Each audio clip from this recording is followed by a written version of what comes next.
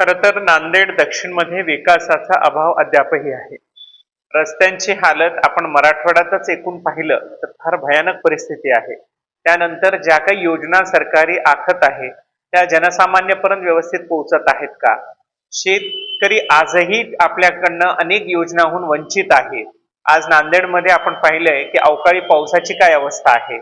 त्यानंतर किती वेळेस तर आपल्याला नांदेडला पाऊसही होत नाही. आपण दोन्हीरित्या मार खात असतो. त्यामुळे शेतकऱ्यांचा सामान्यांचे प्रश्न असतील, जनसामान्याचे प्रश्न असतील, महिला सुरक्षितताचा प्रश्न असेल, नांदेडमध्ये अनेक गुन्हे लवकर दाखल होत असतात छोट्या छोट्या कारणास्तव, त्याची समस्या असेल, अशा अनेक समस्यांना घेऊन मी या रिंगणात उतरलेली आहे जेणेकरून नांदेडचा विकास व्हावा, युवा पिढींना महिलांना सुरक्षिततेचं वातावरण मिळावं, रोजगार निर्मिती व्हावी. आज नांदेडमध्ये एकही रोजगार निर्मितीचं साधन नाहीये, कंपन्या नाहीयेत, बीपीओ नाही, काही नाही. एक आमदार म्हणून जर मला निवडून दिला तर माझी पहिली काम राहील की इथल्या युवकांना रोजगार द्यावं. कारण नांदेडचा युवक हा पुण्यात पळतो, हैदराबादला जातो, बँगलोरला जातो, मुंबईला जातो. नांदेडमध्ये का टिकत नाही तर नोकरी नाही. हा सुद्धा एक फार मोठी समस्या नांदेडकरांची आहे.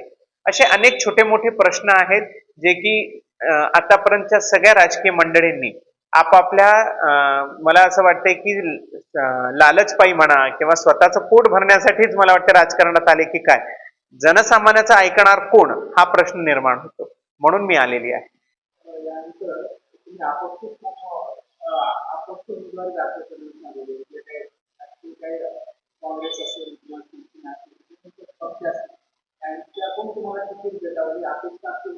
हो, मी वंचित बहुजन आघाडी यांच्याकडे मागणी केली होती. कारण शेवटी मी तृतीयपंथी आणि आम्ही सुद्धा वंचितच राहिलेले आहोत. आणि त्यानंतरही मी प्रहारकडे, बच्चू कडूंकडेही मागणी केली होती. त्यानंतर मी शिवसेनेकडेही मागणी केली होती. त्यासोबत मी मनोजदादा जरांगे पाटील यांच्याकडेही मी आपली उमेदवारी, सध्या ते तर आणखीन विचाराधीन आहे. कारण ते आणखीन त्यांची यादी किंवा उमेदवार काही जाहीर केलेलं नाही. म्हणून आमची तिथूनही अपेक्षा अद्यापही आहे. राजकीय प्रस्थापित लोकांनाही मोठे राष्ट्रीय पक्ष मंडळी विचार करत असतात. कारण राजकारण म्हणलं, निवडणुका म्हणलं की पैसा. आजकाल लोकांना लालूच दिलेला आहे. पैशांचं राजकारण करण्याची फार मोठी हौस लोकांना लागलेली आहे. त्यामुळं निवडणुकांमध्ये पैसा न बघता विकासाचा मुद्दा घेऊन आणि जनसामान्याला द्यावं, ही विचारधारा आता राजकीय पक्षांची राहिलेली नाहीये. राजकीय पक्ष काही विचार न करता त्यांचाच लेकरू, त्यांचेच मुलं, त्यांचेच सुना, त्यांच्याच घरच्या भाऊ बहीण, अहो दुसरे काय नाहीत का? कार्यकर्ते फक्त कार्यकर्ते म्हणून मिरवावेत का? किंवा नवीन चेहरा येऊ नये का? नवीन लोकांना संधी देणार नाही का? अभ्यासू लोकांची गरज नाही का? हे प्रश्न मला खूपदा पडतात. कारण आता नांदेडचं आणि महाराष्ट्राचं एकूण चित्र पाहिलं तर वर्षानुवर्ष राज करणारे, वर्षानुवर्ष आमदार म्हणून मिरवणारे, वर्षानुवर्ष काही ना काही मंत्रीपद मिरवणाऱ्यांचेच जवळची लोक, अर्थातच सुना, लेकरा, बायको अशा पद्धतीनं तिकीट वाटपांचा कार्यक्रम दिसत.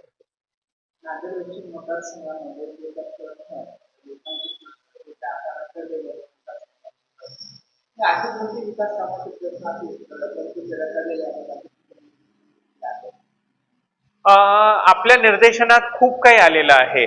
जनसामान्यामध्ये आजही आपल्या नांदेडमध्ये जर पाहिलं तर अनेक विकासाचे मुद्दे नाहीयेत. मी आताच थोड्या वेळापूर्वी तुम्हाला सांगितलं की रोजगार निर्मिती नाहीये जे नांदेडकर नेहमी मागत असतात. त्यासोबत नांदेडमध्ये कुठलीही मोठी कंपनीचं काम नाहीये, इंडस्ट्रीयल काम अद्यापही मोठा नाहीये. त्याच्याबद्दल विचार व्हायला गरज आहे. त्यासोबत युवा पिढींचं शिक्षण नांदेडमध्ये दर्जेदार शिक्षण व्हावं, त्यासाठी आपल्याला काम करण्याची गरज आहे.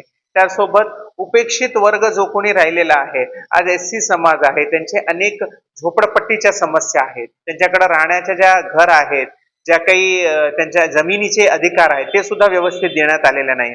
अनेक योजना ज्या आहेत त्या जनसामान्यापर्यंत व्यवस्थित पोहोचतायत की नाही या देखील समस्या आहेत.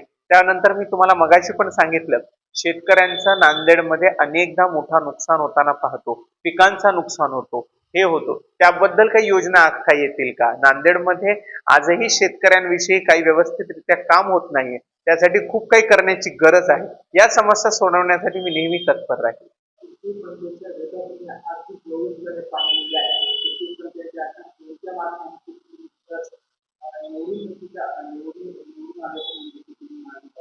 त्याला तर खूप मोठी लिस्ट आहे खरं तर कामाची. त्याच्यामध्ये सगळ्यात पहिला मुद्दा आहे की सरकारी नोकरींमध्ये आरक्षण. शिक्षणामध्ये आरक्षण. कारण सुप्रीम कोर्टानं ज्या पद्धतीने 1% आरक्षणाची माग केलेली आहे किंवा म्हणलेलं आहे की प्रत्येक राज्य सरकारने त्यांना आरक्षित करावं, इतर राज्य करत असताना महाराष्ट्रामध्ये का नाही?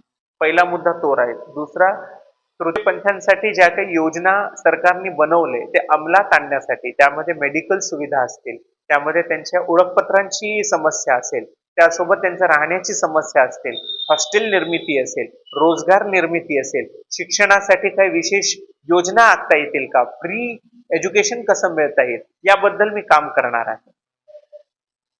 आमचं 1.5 वर्ष झालंय तृतीयपंथी कल्याण मंडळ देखील विचारधीन आहे. अनेक मंत्र्यांकडे त्याच्या फाईल पडलेल्या असतात.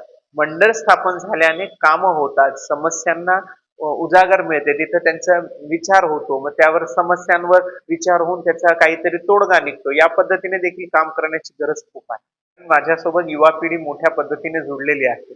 आज माझ्याकडे कार्यकर्त्यांची गर्दी जरी नाही दिसली तरी लोकांनी मनाने दर्दीने माझ्याशी जोडलेले आहेत. त्यांना माहिती आहे एक नवीन चेहरा, नवीन विकासाचा चेहरा पाहिजे. मी फार काही श्रीमंत नाही, एक सामान्य कुटुंबातली बाई आहे. जर नांदेडकरांना खरंच विश्वास असेल की आपल्यातला माणूस कोणीतरी आमदार व्हावा, तर माझा विचार नक्की नांदेडकर करतील ही अपेक्षा आहे.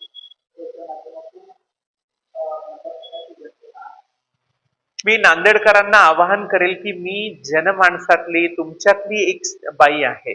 खर तर उमेदवार कसा असावा, उमेदवार लढाकू असावा, सुशिक्षित असावा, सरकार आणि जनमानसामधला एक दोरा असतो नेता म्हणजे.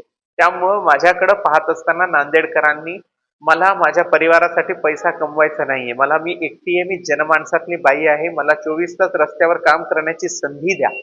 नांदेडकर जर माझा विचार करतील तर तुमचे विकास, तुमचं सगळे कार्य, तुमच्या समस्या ज्या काही एक आमदार म्हणून जर निवडून आले आणि माझ्याकडे येतील तर मी सोडवायला तत्पर राहील आणि तुमच्यासाठी सेवेसाठी राहील. मला राजकारणात राजकारण करायला नाही तर समाजकारण करण्यासाठी यायचं आहे.